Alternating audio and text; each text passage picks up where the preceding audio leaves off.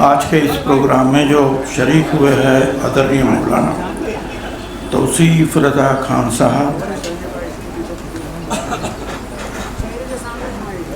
MLA Amin Patel साहब, वारिस पठान साहब, नवाब मलिक साहब, MLA जामशुदकर साहब, अध्यक्ष सरफराज आरजू, डॉक्टर रऊफ पठान, फरीद खान, आसिफ जकेरिया, पाशा साहब, अखिल भारतीय खिलाफत कमेटी के आदरणीय सदस्यगण, यहाँ उपस्थित सभी गणमान्य अतिथिगण, मेरे भाइयों, अस्सलाम वालेकुम। सबसे पहले मैं ऑल इंडिया खिलाफत कमेटी का तहे दिल से शुक्रिया अदा करना चाहता हूँ, जिन्होंने इस मुबारक मौके पर आप सबके बीच आने का मौका दिया है। आज का दिन सिर्फ खुशी का दिन नहीं है, बल्कि यह दिन इंसानियत का, मोहब्बत का और इंसाफ के पैगाम देने का दिन है। हज़रत मोहम्मद ने हमें सिखाया कि अमन और भाईचारा इंसानियत की सबसे बड़ी ताकत है।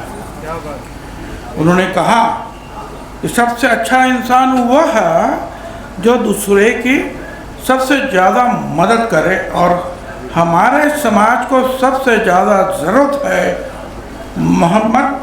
मोहब्बत, बराबरी और इंसाफ की। जब हम एक दूसरे की मदद करेंगे, धर्म और जात पात से ऊपर उठकर इंसानियत को महत्व देंगे, तभी मुल्क और समाज आगे बढ़ेगा। मुझे खुशी है कि महाराष्ट्र जैसी ज़मीन पर हम सब मिलजुल कर भाईचारे और गंगा जमुनी तहजीब के साथ रहते हैं। यह अखिल भारतीय खिलाफत कमेटी का एक गौरवशाली इतिहास रहा है।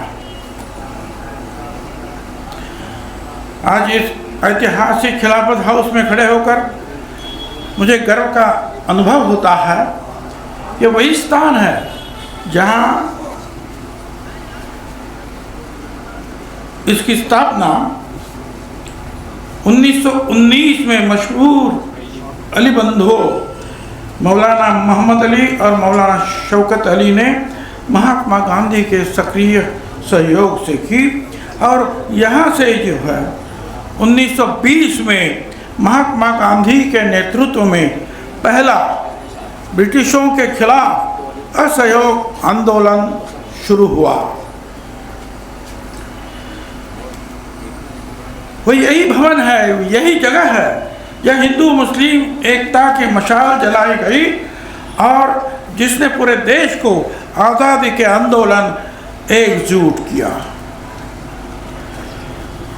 ये जो हमारे जो है अली भाई थे, मौलाना मोहम्मद अली या मौलाना शौकत अली, उनका उद्देश्य केवल मुसलमानों की आवाज़ उठाना नहीं था, बल्कि पूरे हिंदुस्तान को गुलामी के बेड़ियों से मुक्त करना था। 1920 में महात्मा गांधी के मार्गदर्शन और नेतृत्व में ये पूरा जो है उपमहाद्वीप के अलग अलग हमारे हिस्से हैं, सारे मुस्लिम भाई इकट्ठे हुए और खिलाफत हाउस से पहला असहयोग आंदोलन शुरू हुआ। भारत की स्वतंत्रता संग्राम के खिलाफत हाउस ने बहुत बड़ी महत्वपूर्ण भूमिका निभाई। 20वीं सदी के शुरुआती वर्षों में ये गांधी जी की गतिविधियों का प्रमुख केंद्र रहा।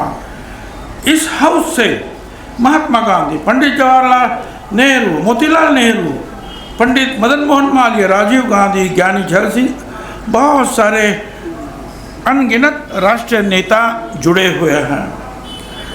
ये हाउस केवल एक इमारत नहीं है, केवल एक जगह नहीं है, बल्कि हिंदू मुस्लिम एकता और भारत की आज़ादी का प्रतीक है। भाइयों बहनों, महात्मा गांधी जी ने कहा था कि यदि हम हिंदू और मुसलमान आपस में एकता नहीं रखेंगे तो कोई भी तीसरी ताकत हमें गुलाम बना सकती है। हिंदू मुस्लिम एकता केवल हिंदू मुसलमानों की एकता नहीं है, बल्कि उन सभी की एकता है जो भारत को अपना घर मानते हैं। पंडित जवाहरलाल नेहरू ने कहा था, हम उत्साह और गर्व से भरे हुए थे। उत्पीड़न और निराशा की पुरानी भावना मिट चुकी थी। हम स्वतंत्रता का अनुभव कर रहे थे जब इस खिलाफत आंदोलन में वो शरीक हुए थे। मौलाना अबुल कलाम आज़ाद ने तो साफ कहा, 1100 वर्षों का सादा इतिहास राष्ट्रीयता की धरोहर है। हमारी भाषा है, हमारी संस्कृति, हमारी पोशाक, हमारे रीति रिवाज, सब पर हमारे संयुक्त प्रयास की छाप है। कोई ताकत इस एकता को तोड़ नहीं सकती है। और मौलाना मोहम्मद अली और उन सभी ने कहा कि उर्दू और इस्लाम पर अपने विचार उन्होंने रखे थे। क्या उन्होंने कहा था, जहाँ अल्लाह का आदेश है वहाँ मैं मुसलमान हूँ,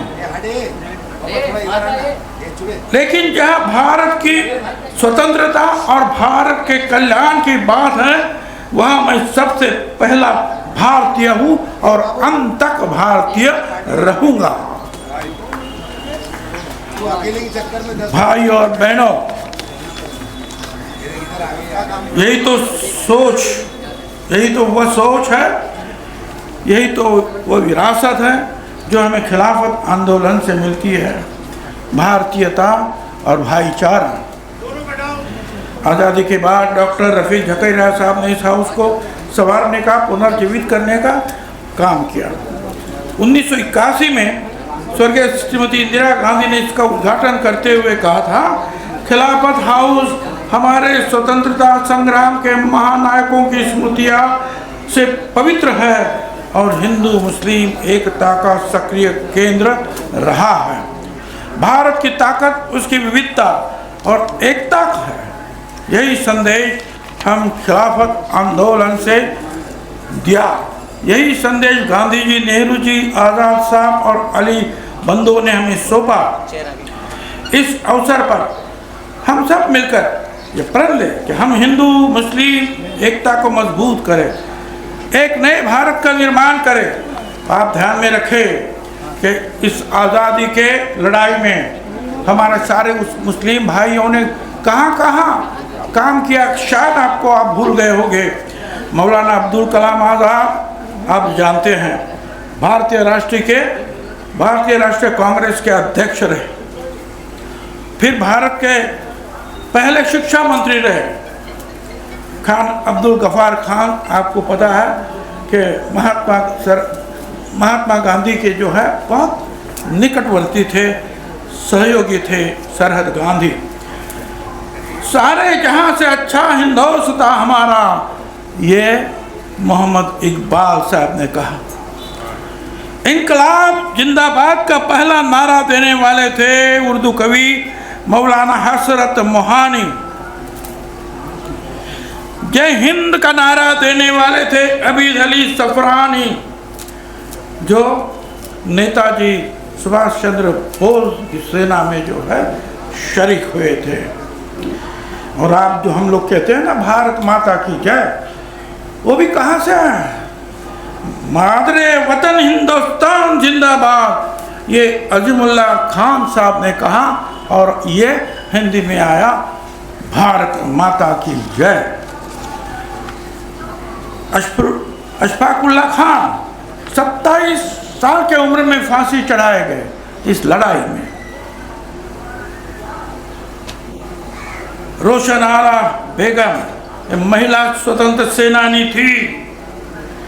बख्त खान 1857 जो पहली लड़ाई हुई, वहाँ स्वतंत्र संग्राम के सेना के कमांडर थे। मेरठ और दिल्ली के विद्रोह में मुगल बादशाह बहादुर शाह जफर का सेना जो था उसका नेतृत्व उन्होंने किया। ऐसे ही सर सैयद अहमद खान, इन्होंने तो अलीगढ़ मुस्लिम विश्वविद्यालय की स्थापना की।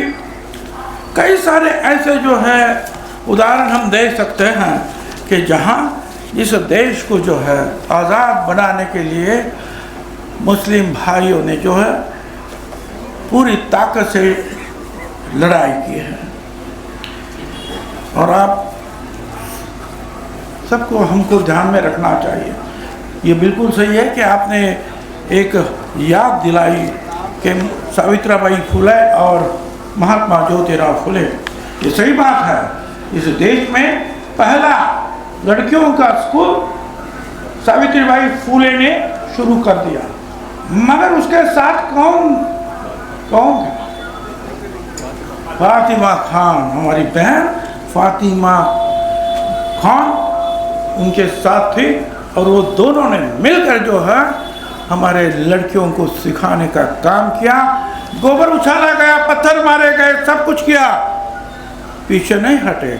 और आज यही हम देख रहे हैं कि पूरे जो हिंदुस्तान में हमारी जो है लड़कियां, हमारे बहनें, कोई मुख्यमंत्री बनती है, कोई राष्ट्रपति बनती है, कोई पायलट बनती है, कोई कुछ। मगर नींव कौन किसने डाली थी? सावित्रीबाई फुले और फातिमा बहन खान ने। हमको ये भूलना नहीं चाहिए। ये बड़ी अच्छी बात है कि ये जो जगह जो है ये हार्ट ऑफ द सिटी है, बिल्कुल हार्ट ऑफ द सिटी। इसका ज़्यादा से ज़्यादा उपयोग आप करना चाहेंगे तो वो सही बात है। तो इसलिए जो है जो भी मदद करना चाहिए वो हम सबको करना चाहिए। हम आपका पूरा साथ देने के लिए तैयार हैं। सिर्फ हंगामा खड़ा करना मेरा मकसद नहीं। मेरी कोशिश है कि सूरत बदलनी चाहिए, मेरे सीने में नहीं तो तेरे सीने में, लेकिन आग तो जलनी चाहिए। बहुत बहुत शुक्रिया। जय हिंद, जय महाराष्ट्र।